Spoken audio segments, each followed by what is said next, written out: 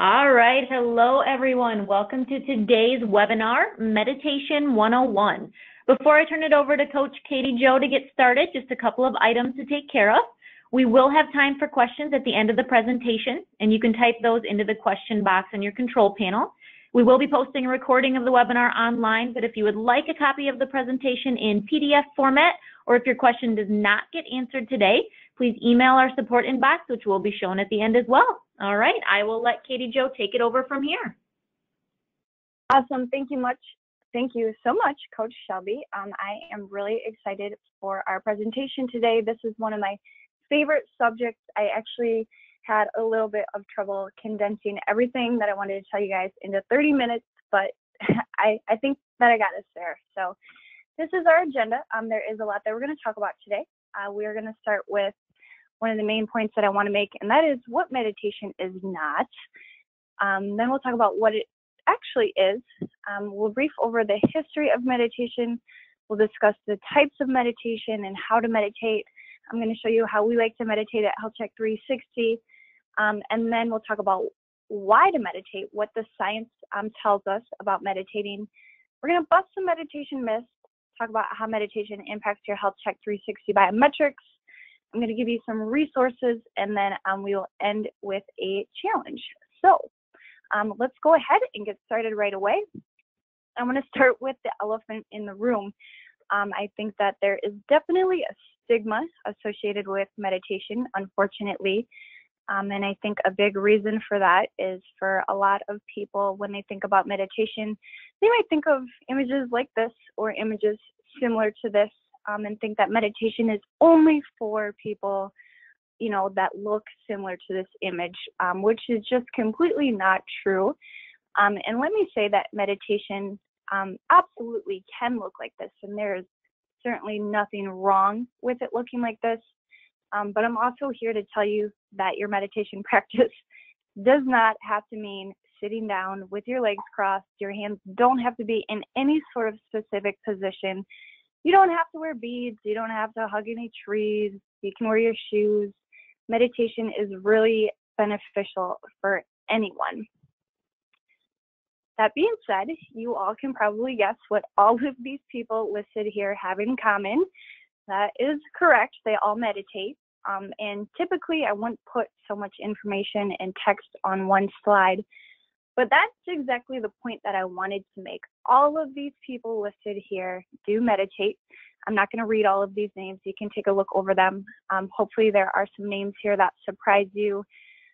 All kinds of different people listed here. Actors, actresses, professional sports players, musicians. There's a couple of rappers listed here. There were certainly some names that surprised me. So hopefully there are some names that stand out to you as well. And in that regard, not only do we have these individuals, but also these groups have been known to meditate as well. So in 2014, the Seattle Seahawks won the Super Bowl, and after the game was over with, during the post-game press conference, their head coach, pictured here, Pete Carroll, talked about how he had the team meditating throughout the entire season and how he felt that that was definitely a big key to their success that season. As I was reading about this in preparation for this webinar, I also found a quote from one of the players at that time, Russell Okung, who stated that meditation is just as important as lifting weights and being on the practice field. Several airlines are also starting to offer guided meditations to passengers while they're flying. That's being offered through the popular app Headspace. School systems are also starting to implement meditation. Some will offer meditation right in the classroom to all of the students. Other schools have a specific meditation room, and they may send students to the meditation room rather than to detention. There are schools that are finding a lot of success with that. This one I did not know until I started doing research for the presentation today. The young soccer team that was stuck in the cave in Thailand, their coach was actually teaching the boys how to meditate, and they were meditating in the cave, and that was something that helped them to stay calm in a situation that obviously could have been very traumatic for them. And then a lot of big businesses are starting to implement either guided meditations to their employees or providing meditation spaces. So just a handful of examples there include Yahoo, Google, Nike, and HBO. Also, right here at Health Check 360, we have started to offer some guided meditations as well, which is a great break during the workday. Okay, so hopefully you guys are a little bit more on my side and you're understanding that meditation is for all kinds of different people. So now let's talk about what it actually is.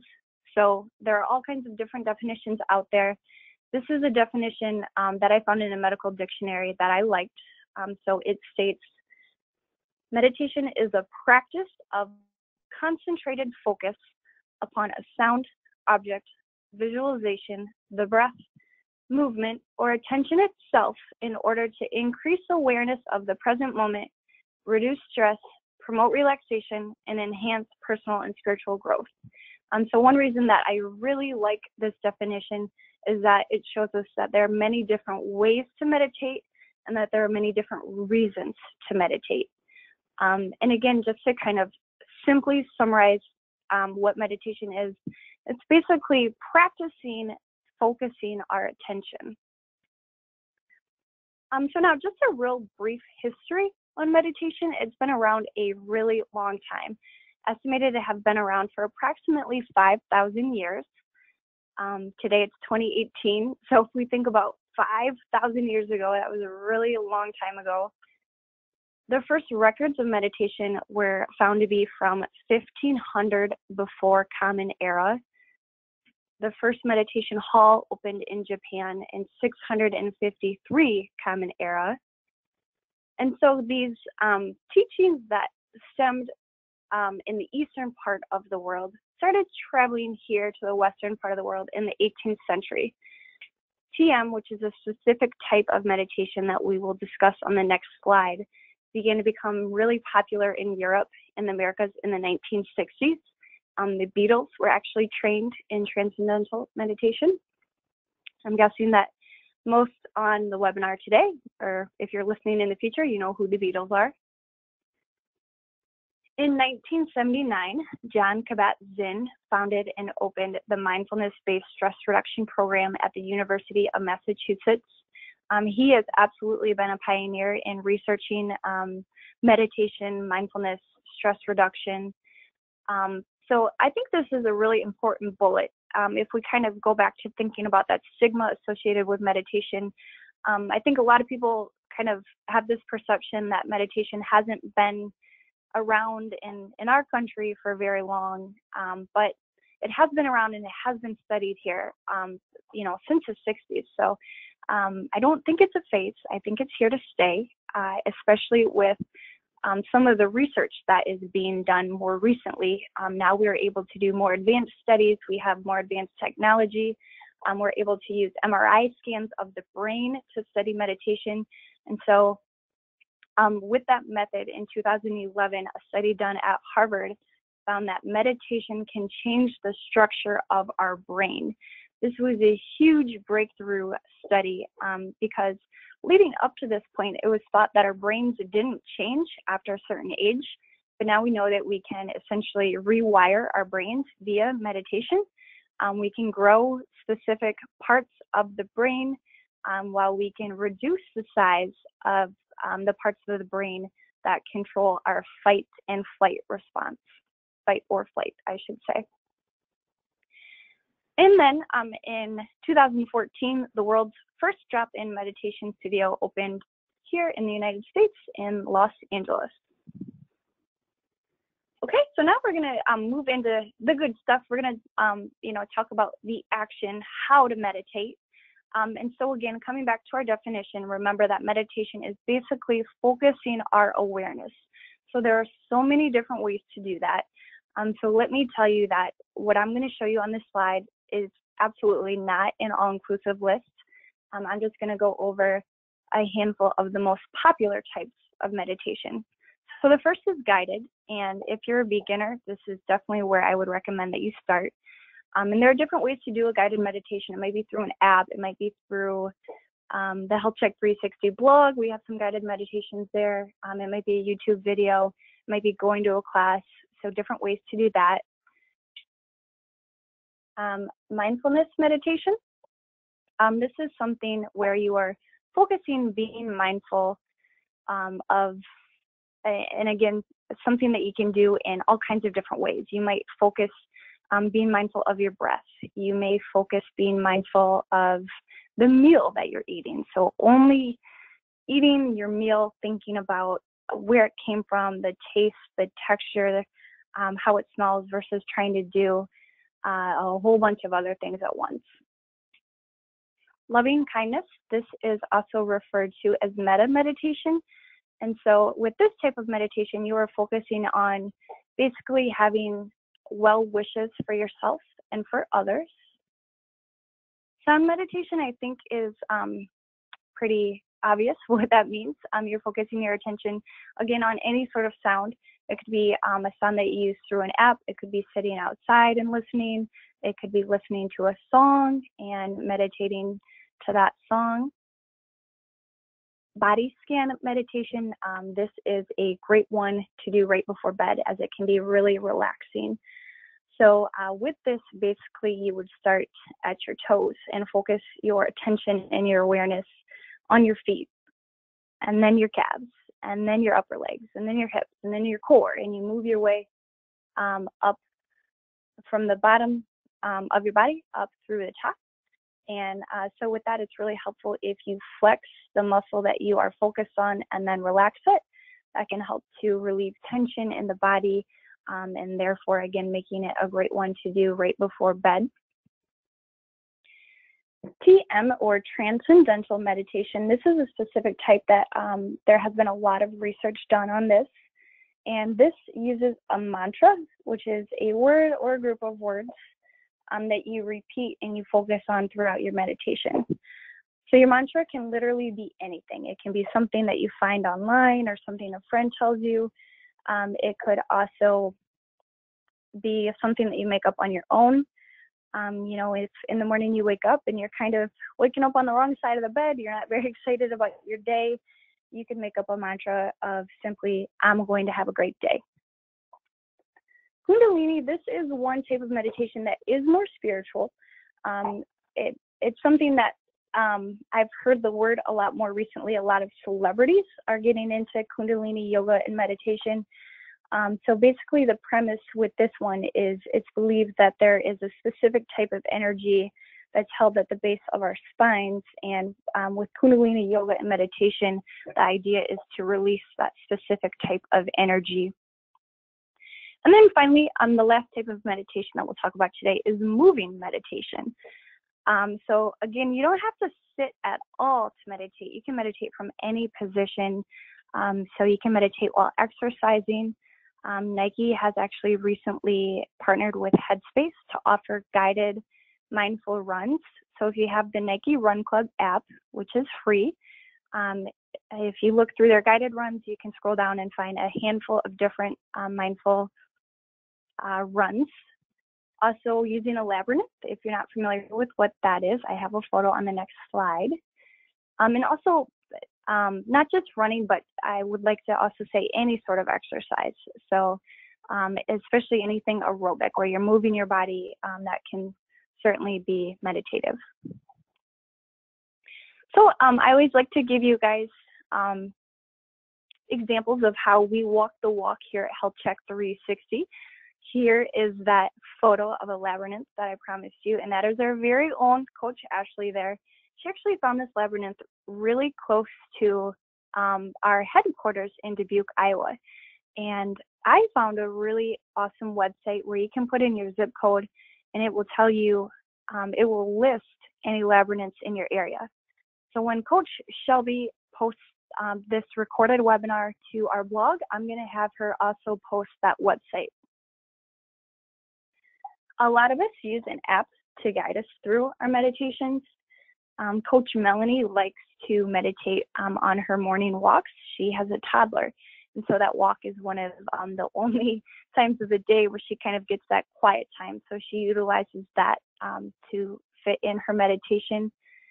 Like I mentioned, while exercising, I honestly am not really a huge fan of running, but if I make it meditative, I find it a lot more enjoyable. So I find that to be a great way to not only get my meditation in, but to make sure that I'm getting in that cardio as well. Coach Cher loves to meditate in her backyard. She has a pond there, so she likes to meditate in nature. And a couple of us have meditated in a float tank before, which is a perfect place to meditate.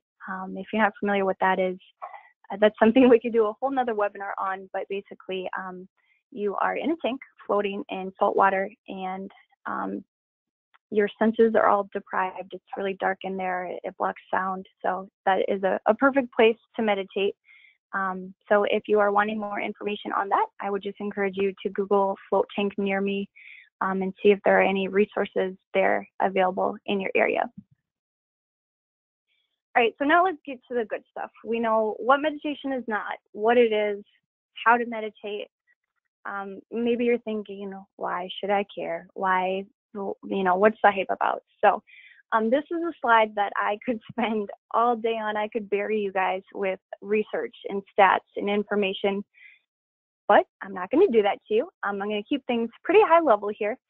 But I want you to know that with each of these bullet points, it comes from scientific research that's being done. There's so much research that's being done now. If you type meditation into PubMed, it produces nearly 5,000 results. So probably one of the most popular benefits of meditation is it can decrease the risk of depression and anxiety. There have been studies done that suggest that meditating is equally as beneficial as anti-anxiety medication. That being said, obviously, of course, we would always encourage you to discuss with your doctor before you change any of your medication on your own. Next, it can slow cellular aging. I think this is a big one for a lot of people that excites them, that you can actually slow aging by meditating. The more you meditate, it actually protects the caps of your DNA. So that is how it can slow cellular aging. My favorite benefit is that it can decrease reactivity. So I have kind of a fun example of what this means. You guys probably won't believe this, but Coach Shelby actually gets upset sometimes. She's a huge sports fan, and so she told me that when she started meditating, she found that she was a lot less reactive when the Packers and the Chicago Cubs weren't doing so hot. So I'm hoping she doesn't have to worry about that at all this season, but there's an example of what decreasing your reactivity means. You're responding, taking time to respond rather than to automatically react. We know that meditation can lower our blood pressure. Oh, Shelby, did you want to pop in there? I was just going to agree with you and say that it really does work for all of you that get worked up, whether it's college or pro. And I think Katie Jo would agree with the Packers that sometimes we need to meditate to calm down a bit, right? Yes. Yeah, absolutely. Like I said, hopefully not this season, but last season meditation during Packers season would have been extremely helpful. Moving on, we know that meditation can lower our blood pressure. It can increase focus, productivity, and creativity. It can boost our immune system. It can improve the quality of our sleep. I like to meditate right before bed, not to only help me fall asleep faster, but to improve the quality of my sleep. I do find that to be very helpful. It increases the gray matter in our brain. Kind of coming back to, like I had referred to earlier, meditation can help to grow and strengthen the areas of our brain that regulate our emotions and our feelings and our thoughts.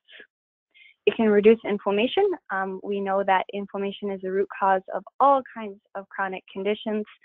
So that probably, goes along with meditation can help to relieve pain. And lastly, it can increase compassion. This was another big finding, as it was previously thought that we couldn't increase the level of compassion that we had.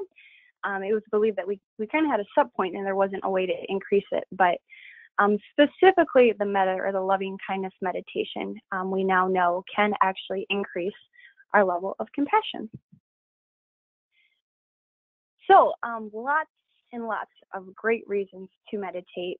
So now we're kind of going to switch gears and come back to that, those misperceptions of meditation and bust some myths before we continue. So hopefully this myth has already been busted for you. And now you know that you don't have to sit to meditate. You especially don't have to sit cross-legged. You don't necessarily have to chant. There are so many different ways to meditate, and you can meditate from pretty much any position. I don't have time. This is something that we hear about a lot of different healthy habits, not just meditation. And if you feel that's the case for you, the first thing that I would encourage you to do is look at how you are spending your time and ask yourself what your priorities are. A lot of times there's a gap there for all of us, which is okay, but it's helpful to be aware of that gap so that we can change things. But, on the other hand, I understand that a lot of us are truly really busy all day long with things that are a priority. So in that regard, as far as meditation, it's something that you can literally do in any amount of time. You can meditate 30 seconds before heading into a meeting. There are plenty of guided meditations that are less than a minute. My third point that I wanted to make with this is the return on investment with meditation is huge. If you meditate in the morning, the rest of the day, your body is going to better react to any stressors that you have. You're going to be less reactive. You may be able to focus better. So definitely benefits even to a small amount of meditation. This next one is, I think, a big one for a lot of people too. I think this is something that turns a lot of people away from meditation because the myth is that they can't meditate because they can't stop your thoughts. So again, let's remember that definition of meditation. It is focusing our attention. So it's not necessarily clearing our mind. That's not necessarily the point. It is very natural. It is very human to have a continual stream of thoughts. So that is okay. It is okay if you have these thoughts while you're meditating. But the big idea is to not engage in those thoughts. So a way that I've heard this explained that I really like is to think of those thoughts as clouds in the sky that you see, you recognize, but they just kind of float by, and you don't want to engage in them, but rather notice them and just kind of let them float through your head. Again, hopefully I busted this for you. You don't have to sit still to meditate. You can meditate while exercising, while walking, running, at a labyrinth. And then these next two, I'm not stressed, so I don't need to meditate, or meditation is only for spiritual people. That's not true either. Meditation, of course, is very beneficial when you are stressed, and it is a practice that can be very spiritual, but it absolutely does not have to. And even if you are not stressed, there's so many other benefits to meditating that it's still a great thing for your health to incorporate. And lastly, meditation will solve all of my problems. Unfortunately, that is not true either. It's not a magic pill, just like anything else. But meditation will help you better react to the problems and the stressors that you do have in life. So, that's a pretty awesome thing. I think that's all that we can ask for. All right, so moving on, a lot of you likely will be screening soon. So let's talk about how meditating can impact your Health Check 360 biometrics. So we already know that meditation can improve your blood pressure. These next bullet points, meditation does not necessarily directly improve, but if you are meditating, it is extremely likely that you are being more mindful then throughout the rest of your day. If you are being more mindful of what you are consuming, it's extremely likely that your weight, your waist circumference, your blood sugar, and your cholesterol levels will all improve. Also, if you are being more mindful and if you are better reacting to stress that you have, it's very likely that meditation can help you to quit using nicotine. And this is an area where a lot of research is being done on meditation, helping people to quit using nicotine. All right, so we're going to keep moving through. I want to give you guys some resources. Hopefully you are excited about meditation now and you want to learn more than what we were able to cover in 30 minutes today. So the first thing that probably comes to mind with resources is apps on your smartphone. And there are over 2,000 apps, meditation apps available. So any are great. I think the most popular one that is free is called Insight Timer, and I know a lot of us here at Health Check 360 use that one. Our Health Check 360 blog is a great resource. Coach Trent recently published an article on the blog on meditation. It's a short, easy read, and in his post, he includes 3 links to guided meditations that he recorded himself. So they're really short. That would be a great thing to check out, a great place to start. These 2 books I really like to recommend to anyone who maybe isn't quite on board with the idea of meditating yet, because both of these authors were at one time huge skeptics of meditation. But of course, they got to the point where they were so into it that they wrote an entire book on it. So the first one, Unplug, is a really short, easy read, and it's pretty instructional. The author is actually the same woman who opened the world's first drop-in meditation studio in LA. She now has 2 studios in California. And 10% Happier by Dan Harris, you may recognize his name. He is a news anchor who was so stressed that he actually had a panic attack on live TV. And so his book, 10% Happier, actually isn't necessarily about meditation. He doesn't even mention the word meditation until page like 96, I think. But rather, the book is about his story into how he finds meditation and what it means to him. And so he eventually actually also now has a podcast as well as an app in addition to that book. I had a quote I was going to read from you from that book, but we're kind of running short on time, so I'm going to skip that. This next book, The Urban Monk, again, is not necessarily specific to meditation, but a great resource. It does talk a lot about meditation, but a really good resource just for stress management in our crazy busy world in general. So these 3 books I specifically picked out just because they're books that I've personally read and I would personally recommend. There are tons of books out there.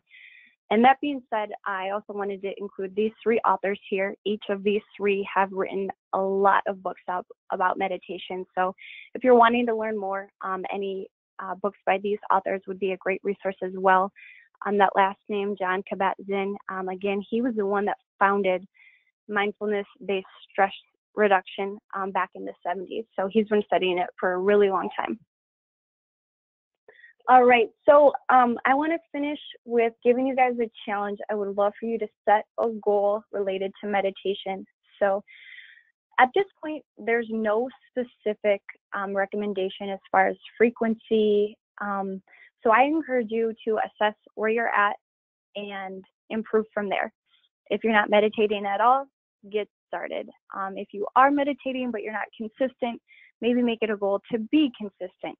If you're already consistent, that's awesome, but maybe you can increase the frequency or increase the duration of your meditation practice. So if you haven't started, I would suggest a great goal would be to go to our Health Check 360 blog and start with those guided meditations that Trent has there. They're like 3 minutes. They're really short. So yeah, go ahead, set a goal, write it down, ask for accountability, track your progress, and let us know how it goes. And with that, I will throw it back to Shelby. She can tell you what's coming up here in the next couple of months. All right, and we will have a couple minutes for questions. I do see some of them coming in, so hold tight on that. But yeah, just a preview of what we've got coming up next month. October is Women's Health, and then November is going to be Healthy Comfort Foods. So we've got some good ones coming up here. And Kay-Jo, if you go to the next slide, we will have our contact information on here. So for the actual webinars, the recording, if you missed part of it today or if you want to recommend it to someone, that's going to be on our blog, the healthcheck360.com/blog. We are on Twitter, we're on Facebook. Again, the blog is where you're going to find those meditations that Katie Jo recommended that Trent did for us. They are wonderful. I've used them myself multiple times. We're also on Instagram. And then you can call us if you want to chat about more, meditation or just stress reduction, that type of thing. That's what our coaches are here for. So give us a call, shoot us an email. We can set up a time to chat. So with that,